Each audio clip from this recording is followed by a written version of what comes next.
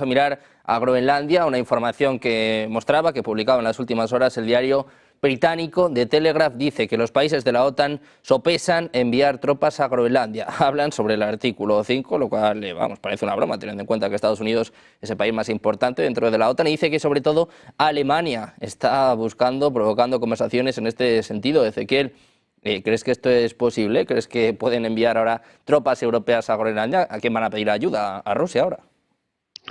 No, Sergio, las declaraciones de Scholz la semana pasada generan risa. En primer lugar, si quisiera una política verdaderamente autonómica, soberana, debería haber reaccionado frente a el atentado terrorista contra la voladura del gasoducto Nord Stream 1 y del gasoducto Nord Stream 2. Bueno, eso en primer lugar, perpetrada, por cierto, por Estados Unidos. La idea de que ahora Alemania o Europa van a despachar tropas a Groenlandia, por cierto, donde ya está establecida una base de los Estados Unidos, en Thule, ¿sí? Bueno, la idea de que fueran a despachar tropas hacia Groenlandia para la defensa de las aspiraciones imperialistas estadounidenses solo genera risa, porque Europa, en primer lugar, presenta una posición de sumisión absoluta a los Estados Unidos, algo a partir de ahora, con el comienzo del gobierno de Donald Trump, ya no solamente contrario a los intereses de Europa, sino algo tremendamente grotesco, porque antes, por lo menos las administraciones anteriores, generaban la sensación, al menos en los gestos, en los símbolos, más allá de las voladuras de los gasoductos Nord Stream 1 y Nord Stream 2, por ejemplo, pero generaban la sensación de una alianza histórica de los países de la OTAN, de los países del occidente colectivo y demás. Bueno, ahora Trump básicamente no desaprovecha oportunidad para realizar una humillación de cualquier país europeo o contra cualquier país europeo, pisotea cabezas por demás.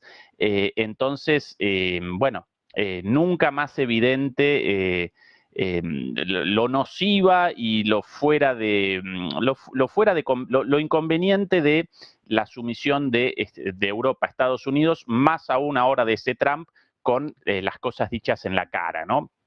De alguna manera, esa quizás es la única diferencia con el pasado. Además, otra cuestión, tanto Alemania como el resto de los países europeos carecen de los recursos militares para comenzar siquiera un connato de enfrentamiento contra Estados Unidos. Si Estados Unidos quiere la captura de Groenlandia, desembarcará en Groenlandia sin el más mínimo problema.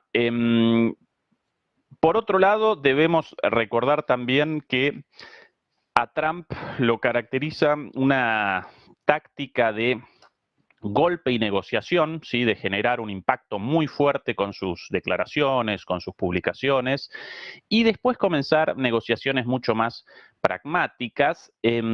Básicamente, Trump quiere, en primer lugar, un enfrentamiento contra el verdadero adversario de los Estados Unidos, el adversario estratégico en términos geopolíticos y geoeconómicos, China, ¿sí? Y en este sentido quiere, por un lado, una subordinación mayor de los países del continente americano, incluidos los países tanto al sur de los Estados Unidos como al norte incluso de los Estados Unidos. Esto no connota necesariamente la ocupación militar de esos países, porque esto determinaría muchísimos problemas para Estados Unidos, un costo enorme. Sencillamente quiere el robustecimiento de la alineación automática de todos estos países a Estados Unidos contra China, ¿sí? Y es el objetivo de estas declaraciones altisonantes y después la negociación. Esto hecho tanto con Venezuela, muchos vaticinaban, con Trump va a comenzar una invasión a Venezuela. No, no podía comenzar una invasión a Venezuela porque Venezuela presenta un as en la manga, una carta de negociación, la producción de petróleo, y si comenzara un ataque de Estados Unidos directo militarmente contra Venezuela, inmediatamente eso generaría la interrupción del flujo de petróleo de Venezuela, el aumento del precio internacional del petróleo y por ende un beneficio para Rusia y para Irán. eso sí, enemigos de Estados Unidos mucho más importantes. Entonces, primero, piripipí contra Venezuela, después negociación. Lo mismo las tarifas contra Canadá y contra México, ¿sí? 25%, al poquito tiempo, con algún acuerdo para la designación de un SAR contra las drogas, el establecimiento de más personal militar y lo más importante, la promesa de ambos de que van a acompañar a Estados Unidos en su enfrentamiento contra China. Esto es lo más importante de las palabras de Claudia Sheinbaum la semana pasada, después de la negociación con Trump. Y ahí entonces, suspendidas las tarifas o los aranceles, esa es la política en ese caso. Y con Groenlandia exactamente lo mismo. En este caso no aparece tanto en el foco China como Rusia, aunque China también, porque China ya quería realizar inversiones en Groenlandia con la construcción de aeropuertos y de otras infraestructuras, y gracias a la presión de Estados Unidos eso fue rechazado. Pero por sobre todas las cosas ahí presenciamos una parte del enfrentamiento geopolítico de Estados Unidos con Rusia, y en ese contexto, básicamente Estados Unidos quiere el control total de Groenlandia para el enfrentamiento con Rusia. No necesariamente un enfrentamiento militar, pero sí la presencia en el Ártico. Además de los recursos naturales, todo esto sí también ligado al enfrentamiento con China. Entonces, ¿para qué una invasión? Sencillamente con el envío de mayor cantidad de tropas a la base de Thule, base estadounidense en Groenlandia, suficiente. Lo mismo con respecto a Canadá, la bravuconada del Estado 51, eso generaría muchísimos problemas para Estados Unidos, incluso el ingreso de muchísimos votantes de raigambre demócrata, entre comillas, al sistema electoral estadounidense. Más del 80% de los canadienses ideológicamente aparecen ligados a, vamos a llamarlo la centroizquierda, ¿sí? El Partido Demócrata, y muy poquitos ligados ideológicamente al Partido Republicano estadounidense. Entonces, ¿para qué ese problema? Directamente si Canadá subordinada a Estados Unidos, ha puesto a disposición de Estados Unidos sus recursos energéticos, a disposición también en la lucha contra China, bueno, ningún problema con esto. Lo mismo con el canal de Panamá.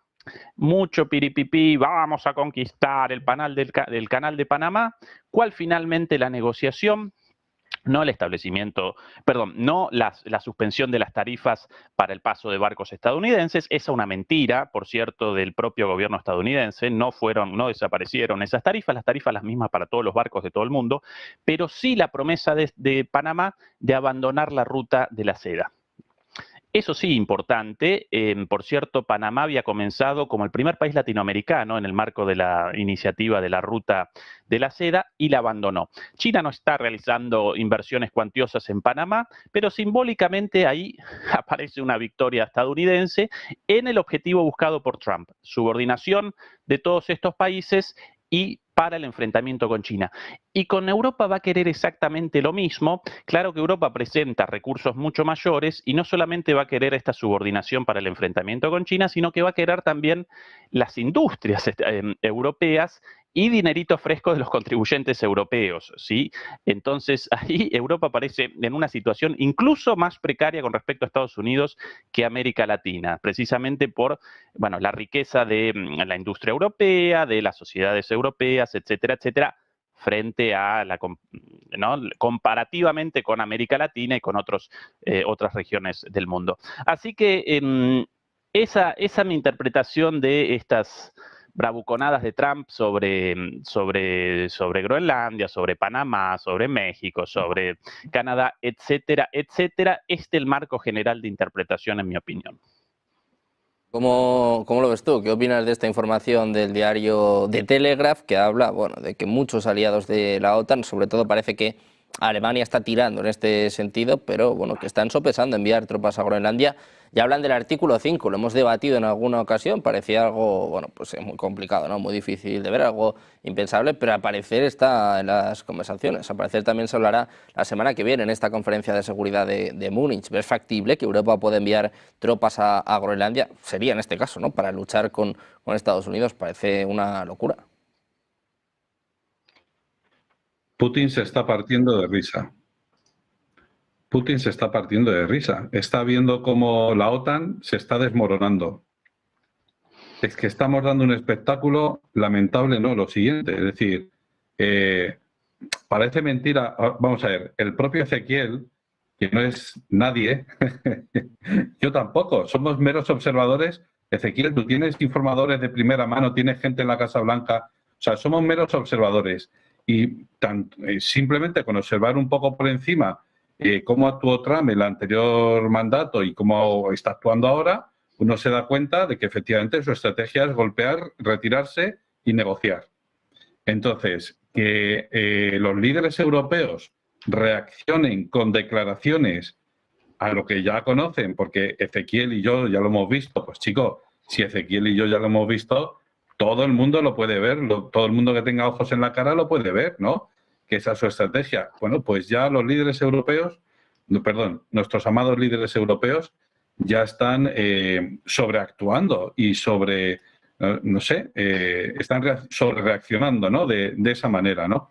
A mí me parece una barbaridad, un despropósito, ¿no? O sea, no solo la idea de que Donald Trump pueda ocupar Groenlandia, sino que ya eso es una declaración de intenciones como el que dice, pues me gustaría tomar café o un capuchino en la Plaza de San Marcos en Venecia, pero ya está, o sea, no hay más. Y sin embargo ya ha provocado reacciones y entonces los líderes europeos y el canadiense también, pues tienen que sobreactuar y no sé qué. Vamos a ver, tranquilidad, señores, una tila que acaba de llegar, que Donald Trump lleva 15 días en el poder, una cosa así. Pues chicos, espérate 100 días, a ver por dónde van las cosas. Cuando te llame a la Casa Blanca vas, hablas con él los temas de los que tengáis que hablar. Pero como vivimos en la era de que el político tiene que reaccionar a todo, absolutamente a todo, pues estamos haciendo el completo ridículo. Una de las cosas que a mí se me ha olvidado comentar antes, de los pagos de USAID, y que a mí me parece uno anecdótico y otro un poco más grave. Uno anecdótico es que la obispa anglicana esta que le soltó el rollo en el día de la coronación, vamos a llamarlo así, de la toma de posesión de Donald Trump, ese rollo de tenéis que tener piedad y misericordia de los inmigrantes y piedad y misericordia de los niños transgénero y no sé qué. Y claro, Vance, el vicepresidente, y Donald Trump se miraron así como diciendo, pero ¿qué está diciendo esta señora, no? Bueno, pues esa señora al parecer ha recibido de la USAID 53 millones de dólares. Bueno, bien, se puede decir que ella está diciendo su papel y que está diciendo lo que realmente está convencida de ello y tal, perfecto. Pero que parece que ha recibido 53 millones de dólares, pues también es, ¿no? Y luego hay otro pago que lo hemos pasado antes por alto y lo denuncia un tal Michael Sollenberger, que yo no sé qué credibilidad tiene esto, habría que investigarlo, pero bueno, para eso está la gente, para investigarlo, para eso tenemos Internet, podemos investigarlo. Y al parecer, según este Michael Sollenberger, resulta que la USAID pagó a un exagente de la CIA para que fuera a la Cámara de Representantes a denunciar que Donald Trump había llamado por teléfono a Zelensky diciéndole, oye, dile al fiscal general del Estado ucraniano que el General Prosecutor, ¿no? O el Chief Prosecutor, para que investigara a Hunter Biden sus negocios en Ucrania y tal. Al parecer, eso, digamos, todo ese impeachment se basó en esta denuncia de este señor y da la casualidad de que al parecer este ex agente de la CIA, bueno, pues también recibió pagos del USAID. O sea que no solo se utilizó esta agencia para sembrar de revoluciones de colores otros países, sino que también sirvió para financiar la desestabilización interna de Estados Unidos para favorecer a los demócratas, tanto esto de que estamos diciendo del impeachment, como la financiación del Black Lives Matter, que en el 2020 recibió una buena cantidad de dinero justo cuando estaba incendiando las calles. Bueno, dicho esto, hay un artículo que le han publicado a Sergei Lavrov, el ministro de Asuntos Exteriores de Rusia, en una revista Rusia en la política global, se llama, pues lo publicaron esta semana, ¿no? Y yo invito a los oyentes, a los espectadores, a que se lean ese artículo. Está en español, está en la página web del Ministerio de Exteriores de Rusia. Se llama El fundamento jurídico del mundo multipolar ha de ser la Carta de Naciones Unidas, de la ONU. Y ya digo, yo invito a que toda la gente se lo lea. Hombre, es la opinión, ¿verdad?, del ministro de Asuntos Exteriores de Rusia. Bueno, y es interesante porque ofrece la visión de, pues eso, del ministro de Exteriores de Rusia. Y es muy interesante porque la palabra occidente, occidental, etcétera, en 4 páginas aparece 13 veces. Y aparece señalado como el culpable de todos los desastres del mundo en los últimos 20 años y aparece caricaturizado como que Estados Unidos es el capitán de ese occidente y el resto de países son sus vasallos. Entonces, o sus vasallos, sus lacayos, utilizan una serie de términos semejantes a estos, ¿no? Entonces, aparece muy caricaturizado. Y lo que dice es, y está surgiendo un nuevo orden internacional protagonizado por, ¿cómo se llama esto? Son 2 M's, lo que pasa, ahora lo he perdido, pero vamos, digamos que es multilateral, ya no es siquiera el sur global, sino que es un orden multilateral en el que efectivamente esos otros países son quienes van a tomar la delantera, la relevancia en el futuro del nuevo orden mundial. Y señala a Occidente como enfermo y como enfermo mental, en el sentido de que, bueno, pues tiene un síndrome de delirios de grandeza, pero se tiene que dar cuenta de que su tiempo ya pasó, ¿no? Esto es como no los antiguos emperadores del Imperio Romano, pero sí los emperadores, pues, de los reyes de la Gran Bretaña, ¿verdad? Los emperadores, porque al final el Reino Unido construye un imperio, ¿verdad? O el Kaiser, ¿no? Bueno, pues estos emperadores que ya van envejeciendo, o el propio zar, los propios zares, ¿no? Van envejeciendo y han tenido mucho poder, pero ya no le acompañan las fuerzas físicas, ¿no? Y esto es lo que señala Sergei Lavrov como la enfermedad de Occidente, ¿no? Pues muy bien, hasta hace nada tú has sido el que ha dictado pues cómo debe funcionar el mundo, pero a partir de ahora ya no. Y lo que señala Ezequiel, pues tiene toda la razón del mundo. Parece que lo que quiere hacer Trump es un castillo y rodear su fortaleza pues de un ambiente más seguro, ¿no? Pues Canadá, México, el Pacífico y el Atlántico, ¿no? Entonces quiere garantizarse por lo menos la seguridad en torno a Estados Unidos. Pero la cuestión es que Marco Rubio, cuando estaba pretendiendo ser, pues en este examen que te hacen en el Senado o en el Congreso, en las 2 cámaras te hacen ese examen para ver si puede ser o no secretario de Estado, soltó esta frase que es muy interesante, ¿no? Dice, el orden mundial de posguerra no solo está obsoleto, sino que ahora es un arma que se utiliza contra nosotros. Para mí es algo muy claro que tanto Vladimir Putin, Rusia, China ven este orden internacional actual como obsoleto y que lo quieren cambiar, ¿no? Y también Marco Rubio. Y recordemos que Marco Rubio no habla por su boca, sino que no habla por sí mismo, sino que habla en nombre de Donald Trump, ¿no? Y efectivamente, al final la idea que traslada es esta. El orden actual está obsoleto, pero además Marco Rubio, digamos, echa un poco de victimismo y dice que este orden de posguerra, el de Yalta-Potsdam, bueno, pues está siendo utilizado como un arma contra nosotros. Es decir, que hemos construido un derecho internacional que nos está oprimiendo.